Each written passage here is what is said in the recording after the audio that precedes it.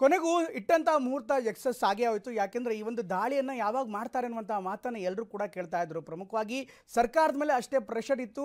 ಅಂತಿಮವಾಗಿ ಆಪರೇಷನ್ ಸಿಂಧೂರ ಹೆಸರಿನಲ್ಲಿ ಭಾರತ ಇವತ್ತು ಪಾಕಿಸ್ತಾನದ ಒಟ್ಟು 21 ನೆಲೆಗಳ ಮೇಲೆ ದಾಳಿ ಮಾಡಿದೆ. ಅದರಲ್ಲೂ ಉಗ್ರರ ನೆಲೆಗಳನ್ನು ಸಂಪೂರ್ಣವಾಗಿ ಧ್ವಂಸ ಮಾಡಿದೆ. ಒಂದು ವಿಶೇಷ ಅಂದರೆ ಯಾವುದೇ ನಾಗರಿಕರು ಅಂದರೆ ಪಾಕಿಸ್ತಾನದ ನಾಗರಿಕರನ್ನು ಅಥವಾ ಆರ್ಮಿಯನ್ನು ಗುರಿಯಾಗಿಸಿಕೊಳ್ಳದೆ ಉಗ್ರರ ಅಡಗುತಾಣಗಳನ್ನೇ ಗುರಿಯಾಗಿಸಿ ಈ ಒಂದು ದಾಳಿಯನ್ನು ಮಾಡಲಾಗಿದೆ.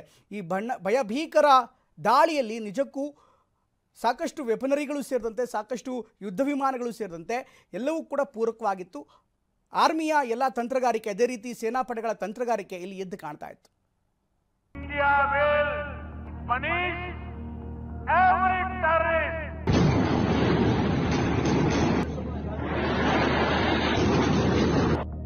हमने केवल उन्हीं को मारा जिन्होंने हमारे मासूमों को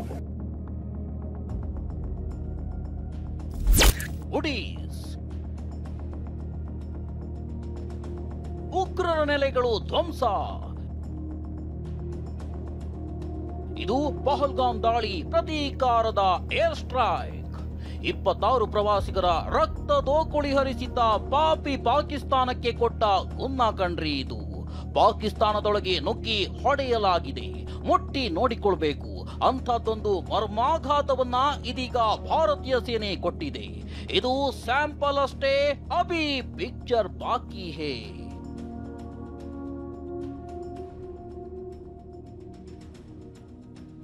ಆಪರೇಷನ್ ಸಿಂಧೂರ, ಪಾಕಿಸ್ತಾನಕ್ಕೆ ನುಗ್ಗಿ ಹೊಡೆದ ಭಾರತ.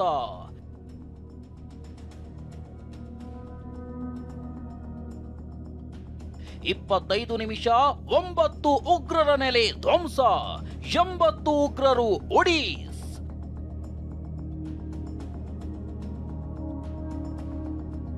ಜೈಷ್, ಲಷ್ಕರ್, ಹಿಜ್ಬುಲ್ ಉಗ್ರರ ಕ್ಯಾಂಪ್ಗಳು ಒಡೀಸ್.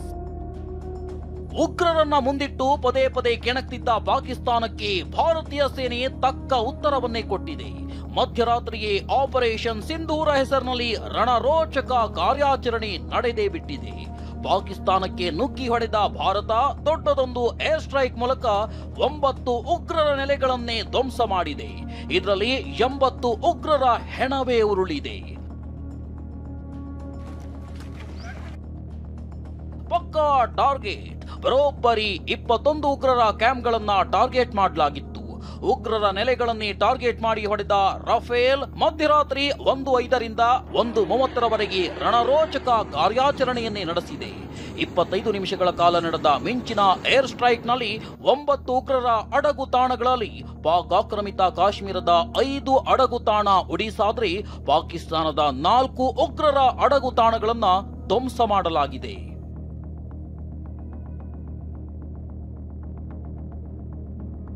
ಉಗ್ರರ ನೆಲೆ ಧ್ವಂಸ. ನಂಬರ್ 1, ಮರ್ಕಜ್ ಸುಭಾನಲ್ಲಾ ಕಟ್ಟಡ. ಇದು ಪಾಕಿಸ್ತಾನದ ಬಹಲ್ಪುರ ಆಗಿದೆ. Jaish Mohammed operation headquarters ಆಗಿರೋ ಮರ್ಕಜ್ ಸುಭಾನಲ್ಲಾ ಕಟ್ಟಡವನ್ನ ಧ್ವಂಸ ಮಾಡಲಾಗಿದೆ. ರಾಜಸ್ಥಾನ ಪಂಜಾಬ್ ಗಡಿಯಿಂದ 90 ಕಿಲೋಮೀಟರ್ ದೂರದಲ್ಲಿದೆ. ಉಗ್ರರ ನೆಲೆ ಧ್ವಂಸ. ನಂಬರ್ 2, ಮರ್ಕಜ್ ತೊಯ್ಬಾ ತಾಣ. ಪಾಕಿಸ್ತಾನದ ಮುರಿದ್ಕೆ ಪ್ರದೇಶದಲ್ಲಿರೋ ಮರ್ಕಜ್ ತೊಯ್ಬಾ ತಾಣವನ್ನ ಧ್ವಂಸಗೊಳಿಸಲಾಗಿದೆ. ಇದು ಲಷ್ಕರ್ ಟ್ರೈನಿಂಗ್ ಸೆಂಟರ್ ಆಗಿತ್ತು. ಅಟ್ಟಾರಿ ವಾಘಾ ಗಡಿಯಿಂದ 30 ಕಿಲೋಮೀಟರ್ ದೂರದಲ್ಲಿದೆ. ಉಗ್ರರ ನೆಲೆ ಧ್ವಂಸ. ನಂಬರ್ 3, ತೆಹರಾ ಕಲಾನ್ ಕಟ್ಟಡ. ಇನ್ನು ಪಾಕಿಸ್ತಾನದ ಸರ್ಜಲ್ ಪ್ರದೇಶದಲ್ಲಿರೋ ತೆಹರಾ ಕಲಾನ್ ಕಟ್ಟಡವನ್ನ ಧ್ವಂಸಗೊಳಿಸಲಾಗಿದೆ. ಜೈಷ್ ಎ ಮೊಹಮ್ಮದ್ ಉಗ್ರರ ನೆಲೆಯಾಗಿದೆ. ಪಂಜಾಬ್ ಗಡಿಯಿಂದ 43 ಕಿಲೋಮೀಟರ್ ದೂರದಲ್ಲಿದೆ. ಉಗ್ರರ ನೆಲೆ ಧ್ವಂಸ. ನಂಬರ್ 4, ಮಹಮೂನಾ ಜೋಯಾ ಕಟ್ಟಡ. 4ನೇ ಏರ್ ಸ್ಟ್ರೈಕ್ ನಲ್ಲಿ ಪಾಕಿಸ್ತಾನದ ಸಿಯಾಲ್ಕೋಟ್ನಲ್ಲಿರುವ ಮಹಮೂನಾ ಜೋಯಾ ಕಟ್ಟಡವನ್ನ ಧ್ವಂಸಗೊಳಿಸಲಾಗಿದೆ. ಇದು ಹಿಜ್ಬುಲ್ ಮುಜಾಹಿದೀನ್ ಉಗ್ರರ ನೆಲೆಯಾಗಿದ್ದು ಜಮ್ಮು ಗಡಿಯಿಂದ 15 ಕಿಲೋಮೀಟರ್ ದೂರದಲ್ಲಿದೆ.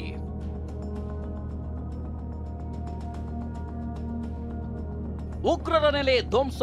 ನಂಬರ್ 5, ಮರ್ಕಜ್ ಅಹ್ಲೆ ಹದೀದ್ ಕಟ್ಟಡ. ಪಾಕ್ ಆಕ್ರಮಿತ ಕಾಶ್ಮೀರದಲ್ಲಿರೋ ಬರ್ನಾಲಾ ಪ್ರದೇಶದಲ್ಲಿನ ಮರ್ಕಜ್ ಅಹ್ಲೆ ಹದೀದ್ ಕಟ್ಟಡವನ್ನ ಧ್ವಂಸಗೊಳಿಸಲಾಗಿದೆ. ಇದು ಲಷ್ಕರ್ ಎ ತೊಯ್ಬಾ ಅಡಗುತಾಣ ಆಗಿತ್ತು. ಪಹಲ್ಗಾಮ್ ಉಗ್ರರ ದಾಳಿಗೆ ಭಾರತೀಯ ಸೇನೆಯಿಂದ ಪ್ರತೀಕಾರದ ದಾಳಿಯಾಗಿದೆ.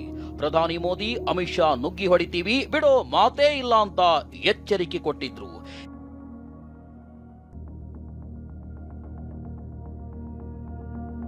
ಇದೀಗ ಪ್ರಧಾನಿ ಮೋದಿ, ಅಮಿತ್ ಶಾ, ರಾಜನಾಥ್ ಸಿಂಗ್ ಮಾಸ್ಟರ್ ಪ್ಲಾನ್ ಅಂತೆಯೇ ಭಾರತೀಯ ಸೇನೆ ನುಗ್ಗಿ ಹೊಡೆದಿದೆ. ಭಾರತದ ಉಗ್ರ ದಾಳಿಯ ಮಾಸ್ಟರ್ ಮೈಂಡ್ ಕ್ಯಾಂಪ್ಗಳನ್ನೇ ಉಡಿಸ್ ಮಾಡಲಾಗಿದೆ. ಜೈಷ್, ಲಷ್ಕರ್, ಹಿಜ್ಬುಲ್ ಮುಜಾಹಿದ್ದೀನ್ ಉಗ್ರರ ಕ್ಯಾಂಪ್ಗಳನ್ನೇ ಧ್ವಂಸಗೊಳಿಸಲಾಗಿದೆ. Bureau report, TV9.